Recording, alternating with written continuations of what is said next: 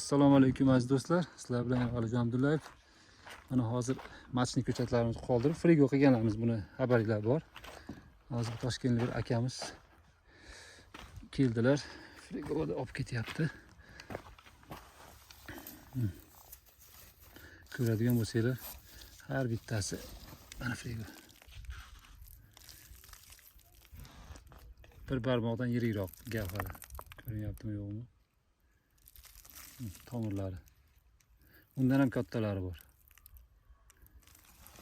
Buni endi aslida innovatsiya rivojlanib, bizda ham ilm kuchayganda inshaalloh hozir buni mart oyi kelishidan oldin buni xolodilnikka qo'ysangiz, bu misol tomirlarni tozalatib xohlagan paytda ekishga imkoningiz bo'ladi. Misol yozda qoq chillasi eksangiz ham zo'r hosil beradi inshaalloh. Endi uning uchun ancha sarf xarajat, ilm shunaqalar bilan yondashish kerak. Mehnat talab qiladi. Buni biz shunaqa qilmoqchi edik, endi qilmadik. Sababi xolodilnikka qo'ymoqchi edik. Xolodilnikda kamerasini bitta xonasini butun sotib olish kerak ekan. Misol bir 6 oyga qo'ymoqchi bo'lsak, yo'qsa kamida 4 oyga qo'ymoqchi bo'lsak, 4 oyga sotib olish kerak ekan. Endi o'zimiz kichikroq xolodilnik qilmoqchi bo'ldik. Bu yil ulgurmadik to'g'risi. Shunaqa gaplar. Ularda endi hozir xudo xolasa bitta olib borib ekib tayyorlaydi. Bu ikki chekkasidagi o'zimizga machniga qolyapti.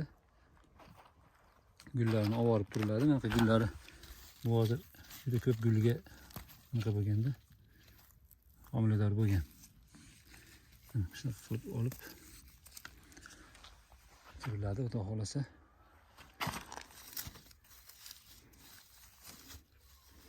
Gavhari juda katta bo'lib, tomirlari mana toza, pokiza.